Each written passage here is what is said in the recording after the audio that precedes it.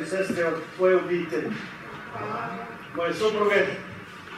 A danas sam izuzetno radostan i sretan iz još jednog razloga, osim jer sam tu kod vas. Danas moja kćerka ima rođendan. Doroteja danas puni 21 godinu. I zahvalan sam Bogu i za njih. Jeste li vi koji ste oženjeni, a i vi koji se za brak pripremate, jeste li provjeravali sadržaj paketa prije nego što ste rekli onu karobnu riječ uzima?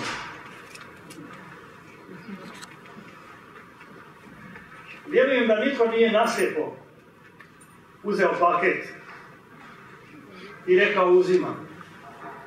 Ali jeste li čuli matičareve riječi koje kažu otprilike ovako: uzimate li ovu mladu, lijepu ženu za svog doživotnog partnera ili bračnog druga? Najvjerojatnije nismo čekali mnogo vremena da se razmišljamo, nego smo rekli uzimam. Ali da li ste onda čuli ono što je matičar pročitao, a pisano je sitnim slovima negdje u nekom ugovoru, a koje glase prilika ovako: jeste li spremni prihvatiti činjenicu da se sad, prilikom vjenčanja za vašu lijepu, zgodnu i mladu ženu, vjenčavate i za njezinu obitelj?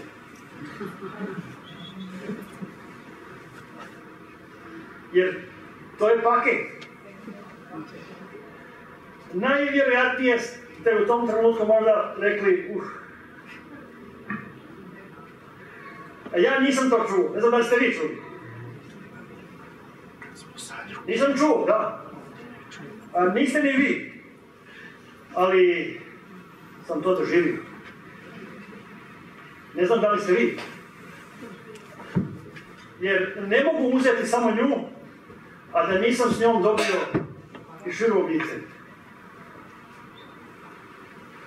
Jeste li čuli za riječ egzegeza? U teološkim krugovima to je poznata riječ, egzegeza. Znači, pročitati ono što u tekstu piše. I kad ste dobili suprugu ili supruga, da li ste izvršili egzegezu? Da li ste pročitali što piše o njezinim genima? Da li ste pročitali što piše o njenoj prošlosti? Da li ste pročitali što piše o njenom djedu, baki, prabaki i nekim drugim? Jer vi ste, primajući nju, dobili nešto od bake, nešto od prabake, nešto od pradjeda, nešto od ovog, nešto od ovog. Biblija nam govori da smo stvoreni sa dva uha i sa jednim ustima. Jer čovjek treba biti, kaže riječ Božja, brz na slušanje, jedno uho za Boga, jedno uho za bračnoga druga. A usta kaže da treba biti spor na govor. I da je duplo važnije znati slušati nego znati govoriti. U riječi Božjoj čitamo jedan tekst koji kaže u prvoj knjizi Mojsijevoj: ostavit će čovjek oca svojega i mater svoju i prilijepit će se k ženi svojoj i bit će njih dvoje jedno tijelo. Evo prilike za jednu dobru egzegezu.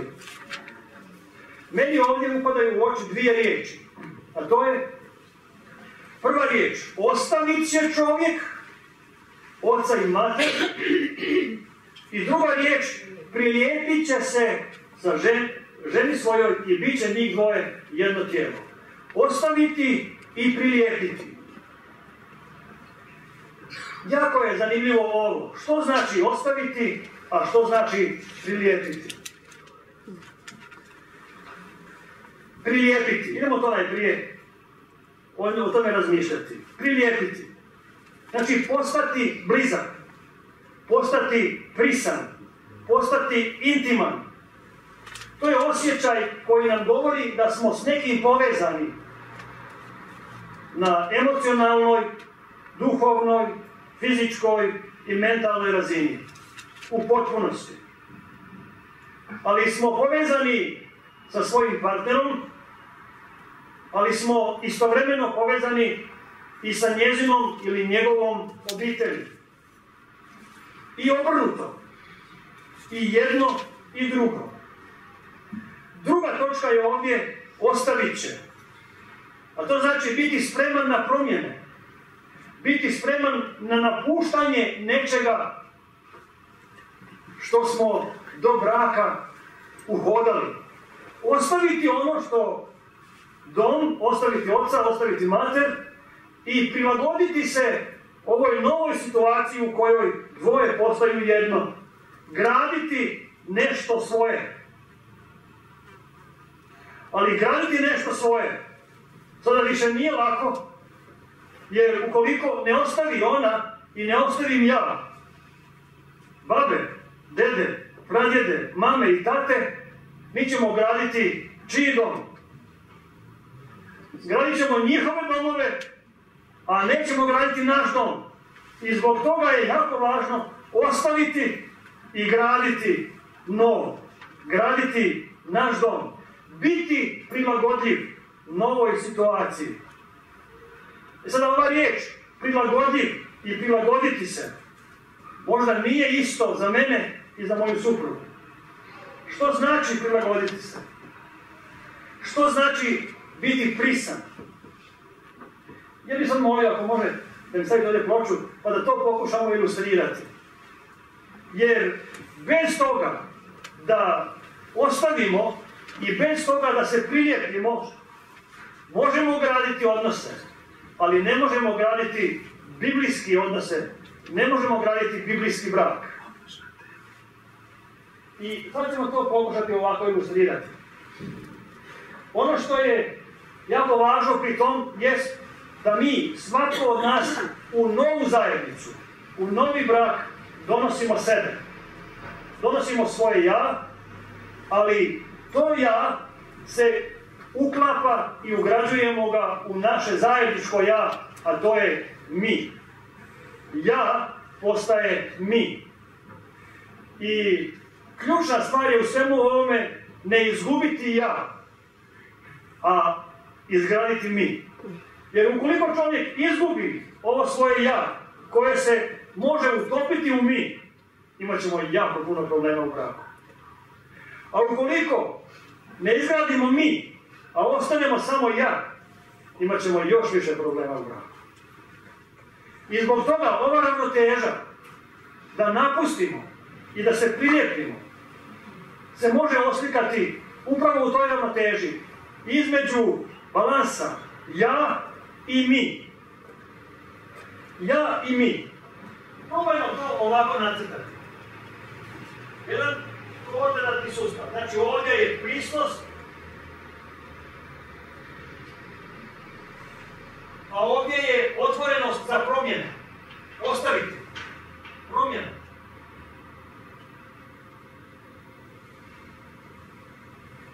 Ne treba biti mnogo pametan da imamo suprotnost od ovoga. Što bi bilo suprotno? Odvojenost.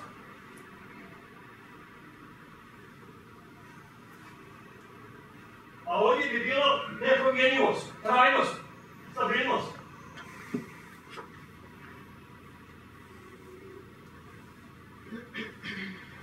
Stabilnost, trajnost, nepromjenjivost, nešto što je tako. I sad se suočavamo sa jako važnim situacijama koje donosimo u naše zajedništvo. A to je, želimo li stabilnost po svaku cijenu koju ste imali u svome domu donijeti i u vaš novi dom?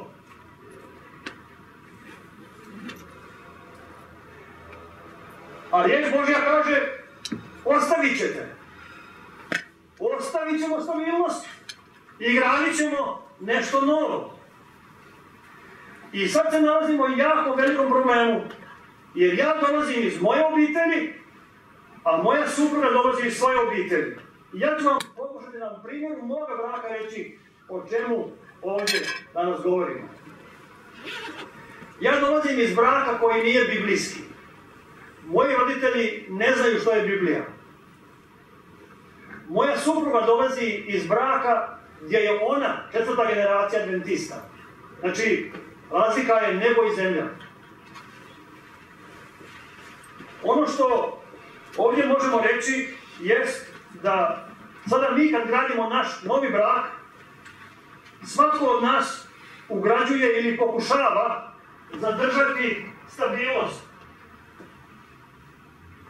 Ona pokušava graditi brak da bude onakav brak kakvi su imali vjerni roditelji.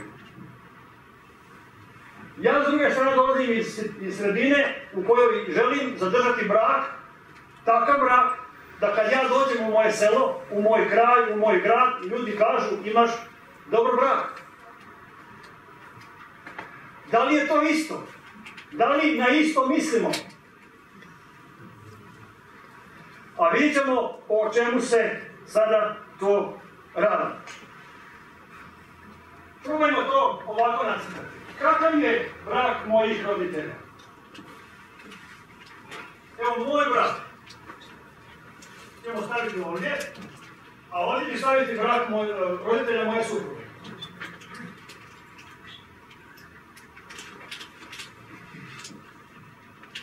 Mogu odmah reći da je moj otac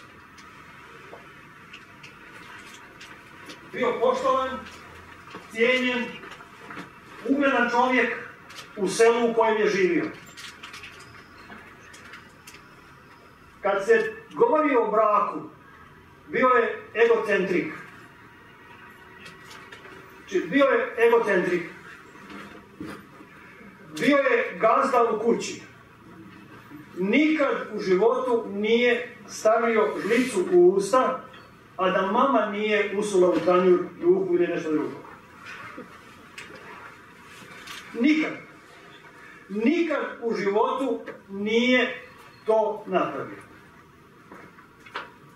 Znači, bio je ono što bi rekli pravi čovjek za cijelo selo i za okolicu. Kad je trebalo nešto kupiti, mama je morala tražiti od njega novce. On je bio vlasnik financija. Kad bi trebalo otići u društvo i zapiti plaću, nikakav problem. Jer je društvo bilo ono u kojem je on bio poštovan, cijenjen. I ako je trebalo dići plaću i tu istu uvete sve potrošiti, a da mama i djeca ostanu bez kruha, nikakav problem. Ali on je bio ugledan čovjek. Kad se tiče fizičke snage, on je bio gazda u kući i mama je morala slušati po cijenu nasilja, fizičkog nasilja nad njom. Kad se tiče nekih drugih prava, uvijek je njegova bila prva i glavna riječ u razgovoru i u komunikaciji koju su vodili, bilo je samo se usudi i pomisliti nešto tako, bit će problema. Ja dolazim iz takve sredine, iz takvoga braka. Kad bi pitali ljude u mome selu kakav je moj tata, on će reći super čovjek. Idemo na mamu. Idemo na mamu. Mama je odgajana u istoj takvoj sredini, u istom takvom braku, kao što je bio njezin brak, bio je brak i njezinih roditelja. I ona je odgajana da se sprema za takav brak, za takvoga muža. I kad su se pojavili problemi u njezinom braku, nasilje ili nešto drugo, i kad se žalila svojim roditeljima, oni su rekli, idi i služi svome mužu. Nema razmišljanja o rastavi braka. To ne postoji.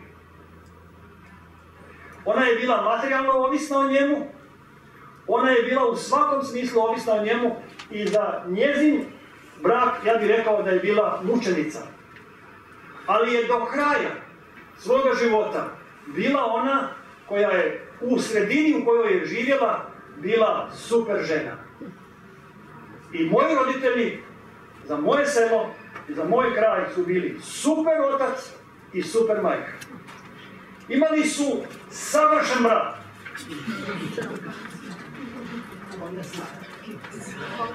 Razumijete? Savršen brak. Taj brak je bio kulturološki.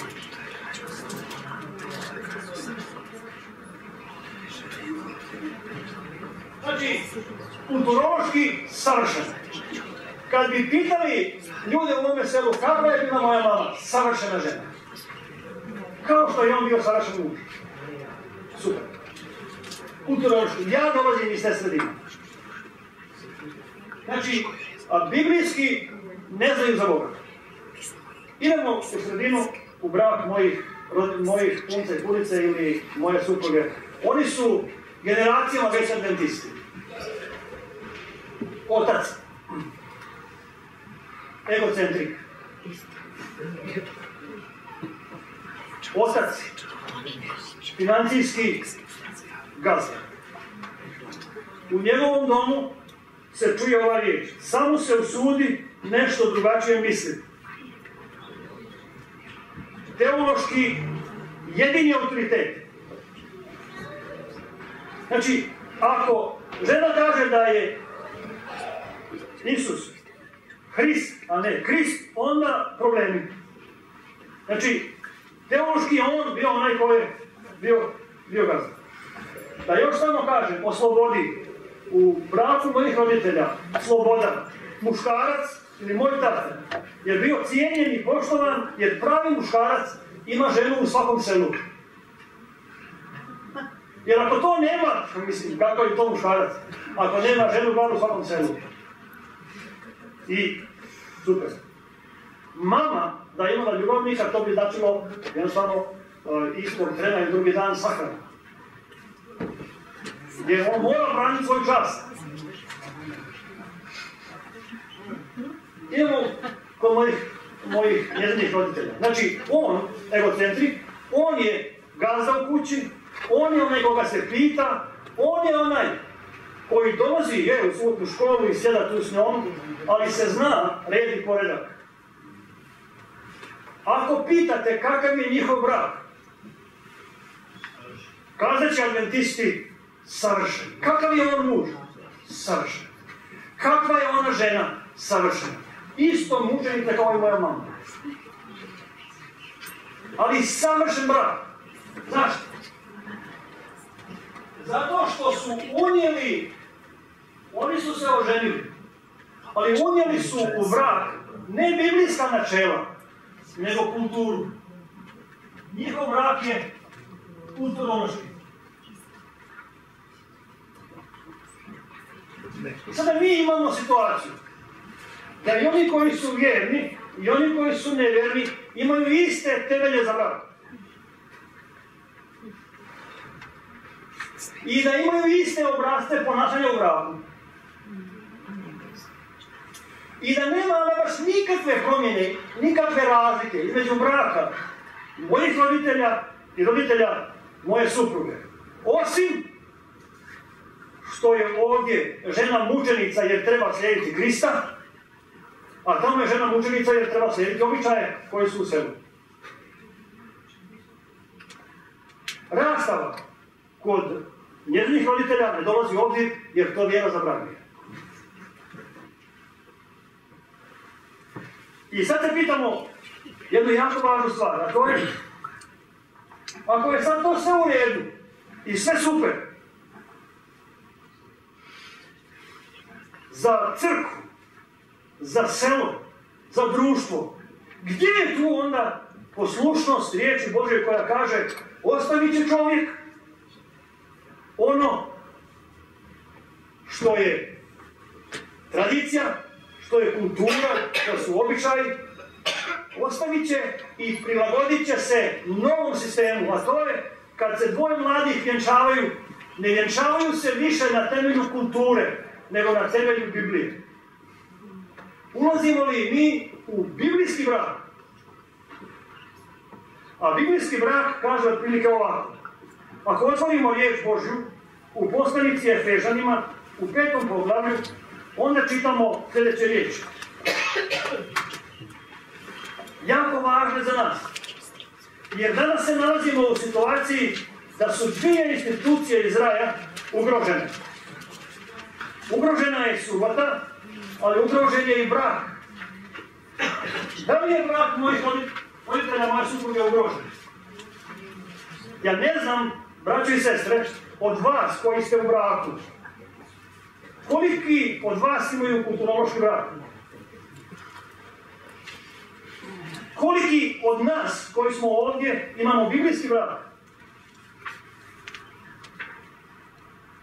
I koliki od nas vode računa da moje ja ostane ja, ali da to moje ja bude temeljni kamen za izgradnju našega mi?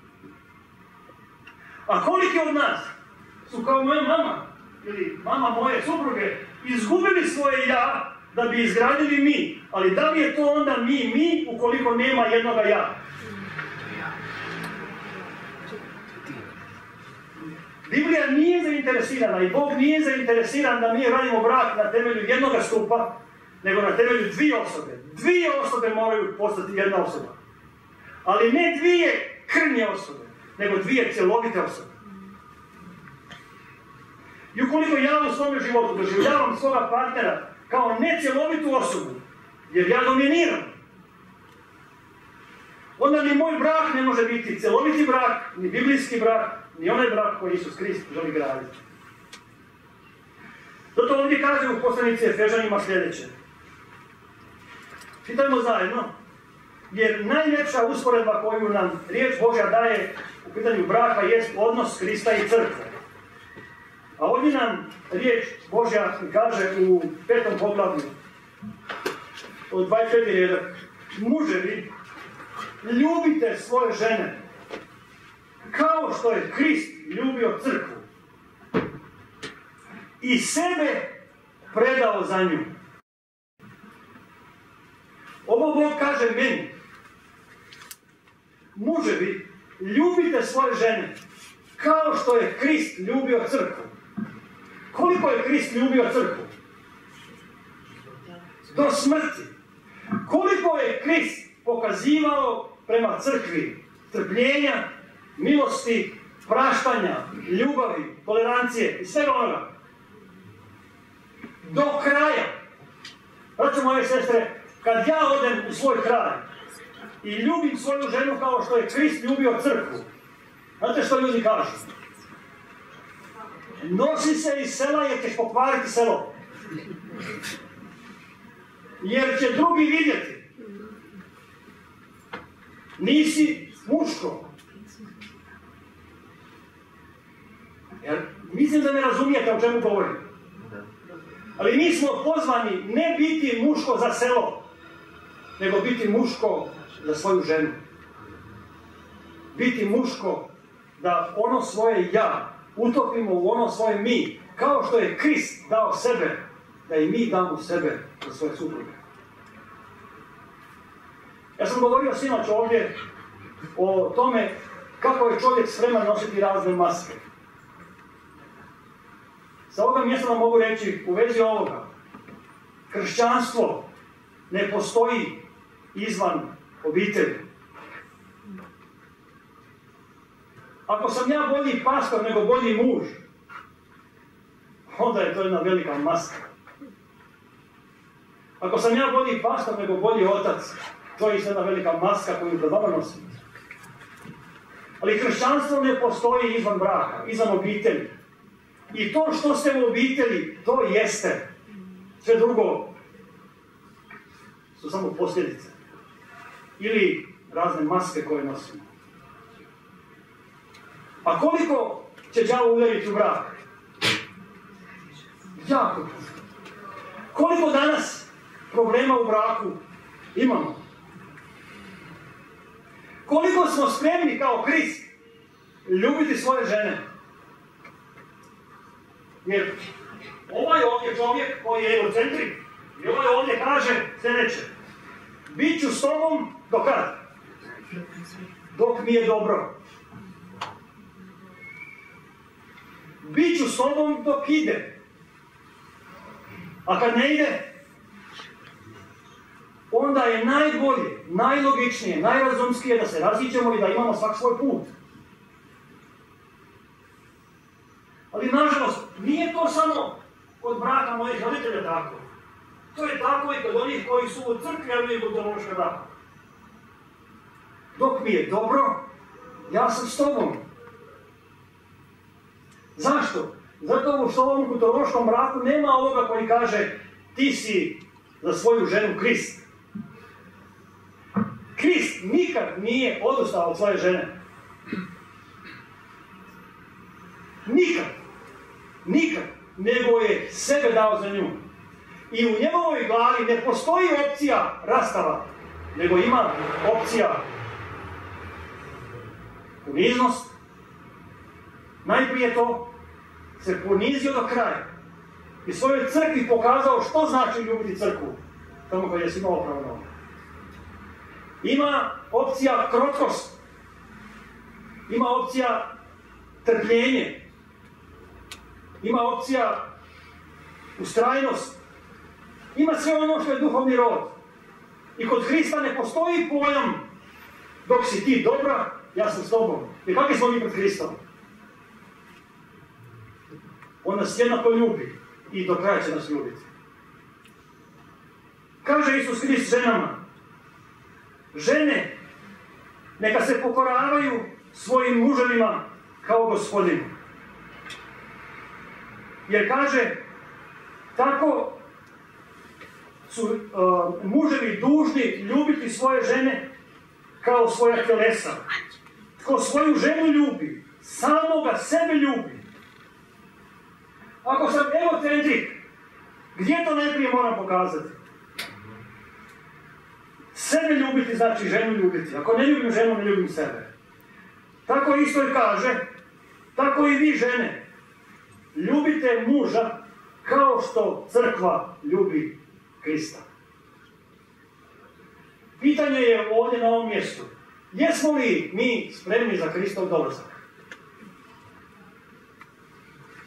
Da li si moja žena sprema za Kristov dolazak? Spremna. Da li se sprema za moj dolazak?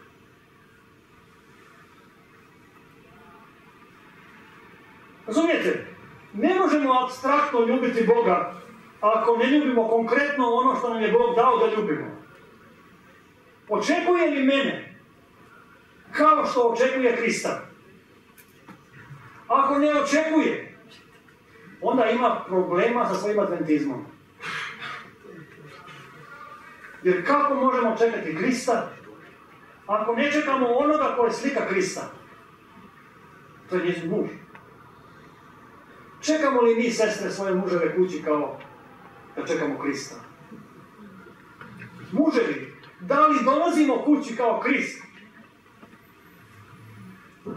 I da li nam je dom mjesto gdje živimo svoje kršćanstvo? Gdje smo ostavili oca i mater i gdje smo dvoje postali jedno? Gdje smo dvoje postali jedno? Da onda u duhu ovih riječi koje nas Isus Hrist poziva, gradimo svoj brak, gradimo svoje zajedništvo, gradimo svoj identitet. Već sam rekao malo prije da bez slobode za identitetom imamo jako puno problema. Supruga, mama od moje supruge, zna često puta reći, baš me briga, radi što hoćeš. Zašto to govori? Zato što ćeš ti i onako učiniti po svom.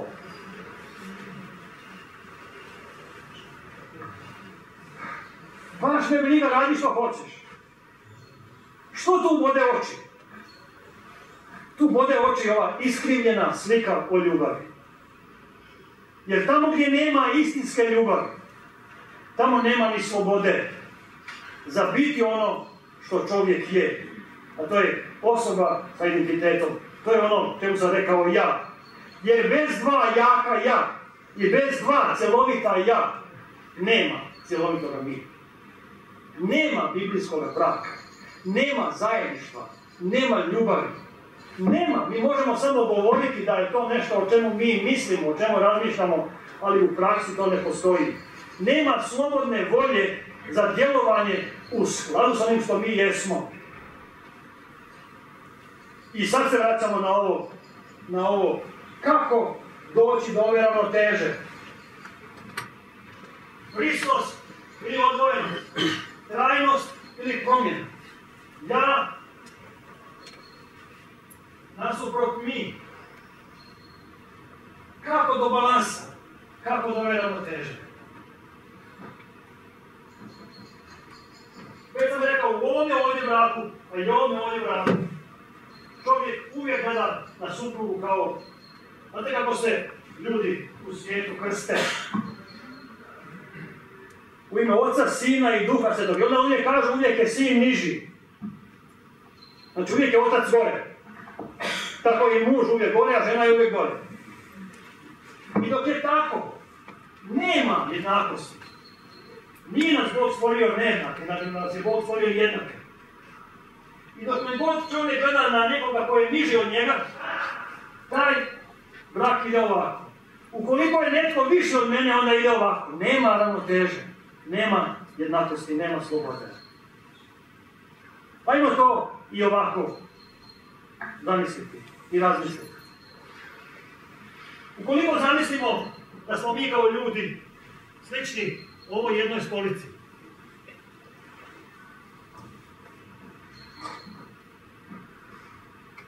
ovo je moje tijelo, ovo je moj duh, ovo je moja psiha, i ovo je moj ili moja društvenost. 4 noge. Koliko ja kažem, baš me briga, radi što hoćeš. Bez čega sam ja ostao? Bez prava na svoje mišljenje, bez svoga uma. I onako je sve po tvom. Znači jedna stolica, jedna noga manje. Ukoliko ja nemam pravo da u duhovnom smislu budem jednak tebi, ja sam ostao i bez ove druge noge, bez svoje duhovne komponente. Što je ostalo?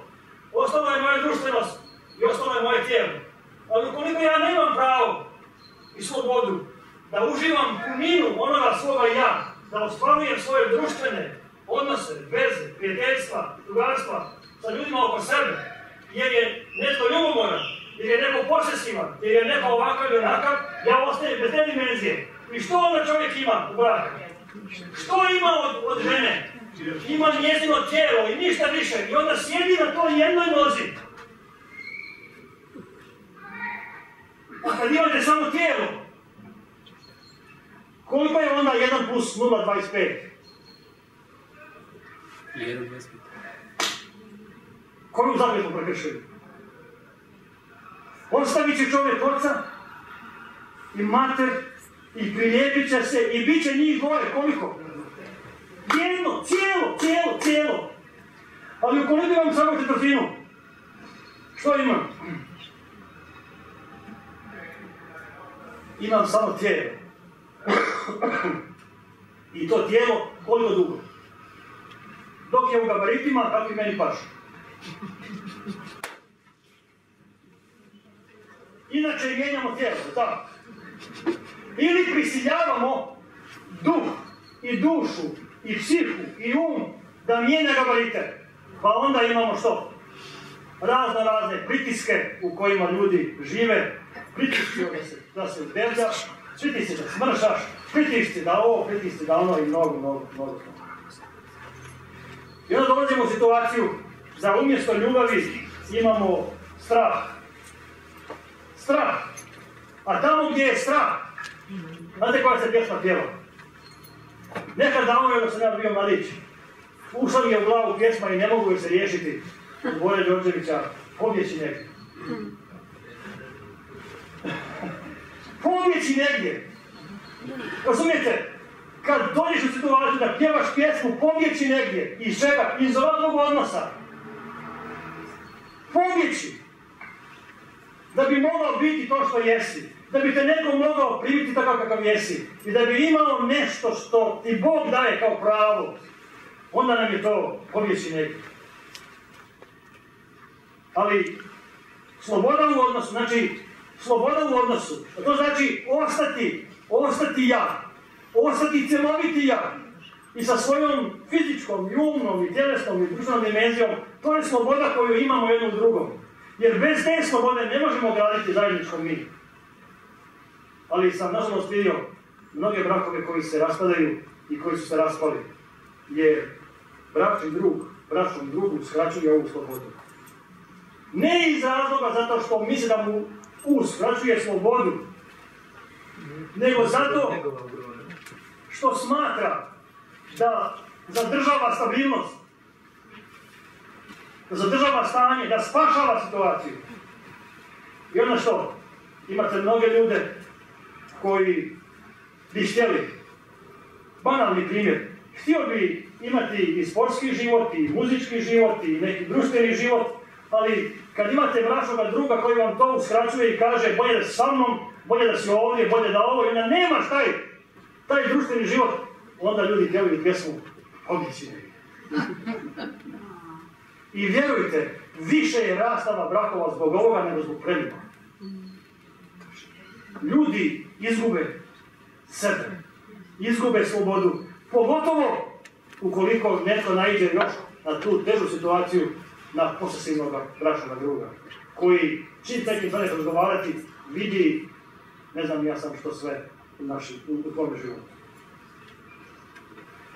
Zato je jako važno do toga da se ne otima sloboda jedan drugom. Jer u toj igri čovjek pokušava doći do toga da ima apsolutnu kontrolu nad drugim. I kad to dođe, onda je brak pregašen. To više nije biblijski, to više nije ljudski, to više nije nikako. Može biti samo kulturološki. Može biti samo kulturološki, jer si izgubio slobodu biti to što jesi. A Isus nas uči i kaže, hej, muževi, ljubite svoje žene kao što Krist ljubi crkvu. Dajte joj da bude to što je. Nema ljubavi bez slobode. Ali isto tako, i vi žene, smijete to što činite. Da ljubite svoje muževe i da budete zajedno s njima. Ja ne znam da li ste nekad bili na sudu. Ja sam jednom prilikom bio na sudu i rekao sam nikad više. Bio sam svjedok. Ja kao svjedok pozvan da svjedočim tamo za nekoga koji je nešto ukrao. I onda me taj sudija pozvao. Sad ja mislim, on će reći, poznaješ tog lopova, šta je bilo, kako je bilo, ma kako je, on mene o tebe ništa ne pita. On mene pita, kako ti se zove djed? Kako se zove baba? Kako se zove čača? Kako se zove ovoj obitelji? Kako onaj obitelji? On je mene 100 stvari pitao o moje obitelji. A onda me pitao nekoliko pitanja u vezi ovoga lopova.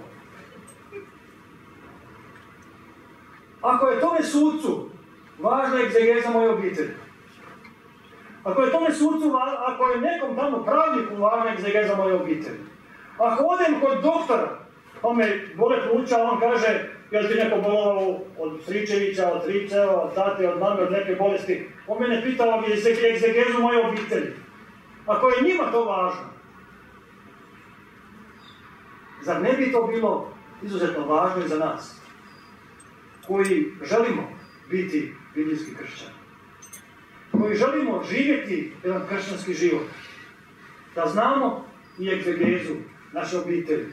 Jer onaj paket koji sam rekao malo prije, kad kažemo uzimam, ma sve je lijepo i krasno, uzimam tu mladu ženu, ali ono sitnim slovima, kao kad imate neki kredit, pa onda kažete, aha, kredit je toliko i toliko, a dolje sitnim slovima pišete još mnogo toga što vas kasnije košta, ko zna koliko.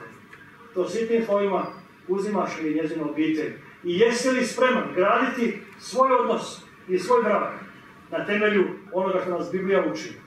Ili želiš graditi brak kakav je tvoja kultura. Danas, braći i sestre, nama kao crkvi, nama kao zajednici, nama kao ljudima, treba povratak dvijema vrijednostima. A to je učiniti subotu svetom u našim životima. I od toga ne odstupiti ni za milimetar. Druga točka, učiniti brak svetim. I od toga ne odstupiti ni za milimetar. Ali brak na temelju biblijskih načela. Brak, kako nas Biblija uči. Jer ćete vidjeti večeras, a i narednih predavanja, koliko katastrofalne posljedice beremo zato što u našim životima imamo vjernike, imamo crkve, imamo sve, ali imamo i brakove koji su kulturološki, a ne biblijski. A onda naša djeca, što iz toga uče? Jer kršćanstvo se živi u domu. Naša djeca ne znaju što je Bog. To je apstraktno. Ali naša djeca vide Oca. Kakav je Otac, takav je Bog. I kad dijete dođe u situaciju da kaže, sad mogu otići od kuće, što je Otac prikazivao cijeloga vremena? Otac i dom. Dom, kuća, obitelj je mjesto gdje se živi kršćanstvo. I ukoliko hoćemo reformirati nešto u svome životu, ja bih htio reformirati, znate, kad bi ja imao vlast i moć, ja bih samo ovako jednom rukom reformirao cijeli svijet. I sve bi bilo evangelizirano, Isus bi došao istoga trenutka, svima bi ponudio milost i ovoga trena ko hoće, ko neće, idemo pojeda na nebo. Ali Bog meni kaže, ne, ti vidiš crkvu, svoju crkvu, ti vidiš i druge crkve, ti vidiš i subotoškolske razrede, ti vidiš i to što vidiš. I ti u svome srcu želiš bolje, želiš reformu, želiš boljitak, želiš da bude nešto drugačije. Kreni, ja te ohrabrujem. Isus Hrist kaže, imaš moju potpunu potporu, kreni u reformu. Imaš moju potporu 100%. Ja vam ne kažem, Isus sada da kreni. A on kaže, kreni od sebe.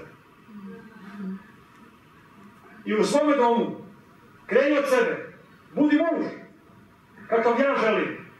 Budi otac kakav ja želim. Budi suci kakav ja želim. A onda nakon toga, može biti i pastor kakav ja želim. Jer drugačije ne ide. Sve ide iz doma i zato živi svoje kršćanstvo u svome domu. Neka nam, dragi Bog, bude milostiv i neka nam pomogne da mi koji jesmo u našim brakovima spašavamo svoju djecu i oni koji su oko nas. Ne na načine da ih vodimo na neke evangelizacije.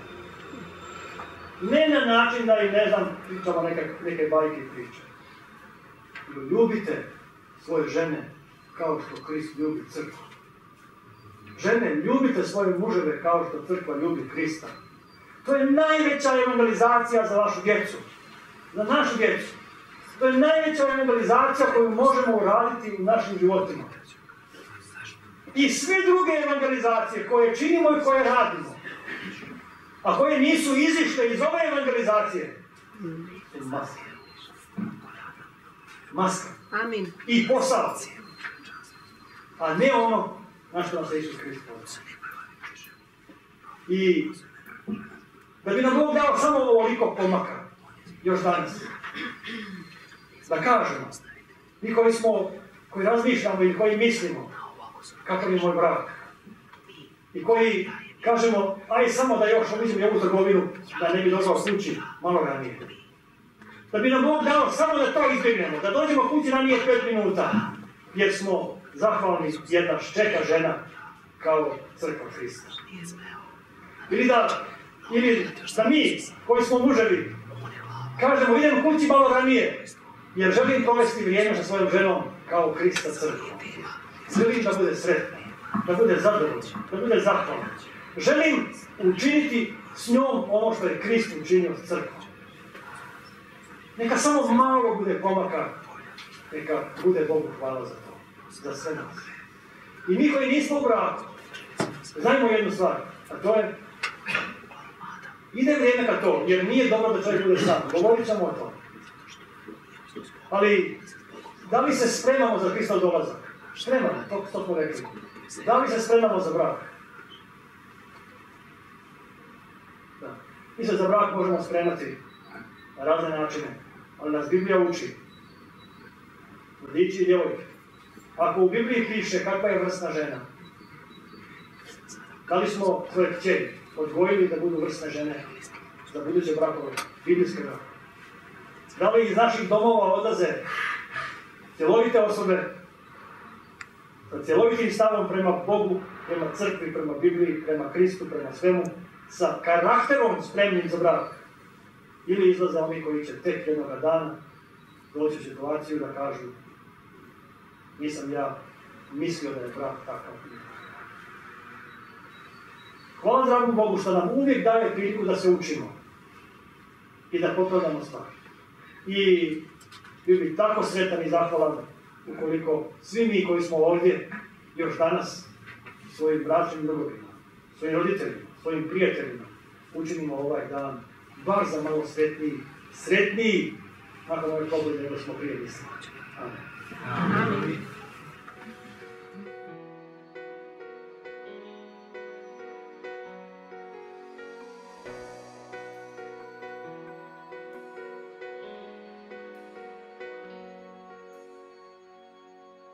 Ko sam ja, da Gospodar svemira moje ime zna i bol moj osjeća.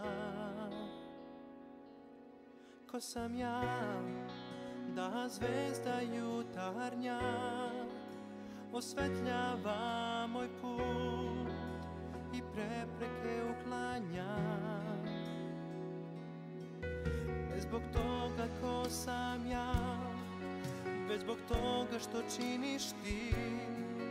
Ne zbog mojih uspeha, već zbog toga ko si ti. Ja sam cvijećna bez ovene, danas tu, a sutra ne. Talas kojeg vetar nosi i dah što nestaje, a ti ipak mene čuješ i podižeš kad padam. Uvek podsjećaš me ko sam, da sam tvoj, ja sam tvoj. Ko sam ja, da me gledaš ljubavlju, iako padnem da si tu i hrabriš da ustanem. Ko sam ja, da ti što mora smiruješ u mene.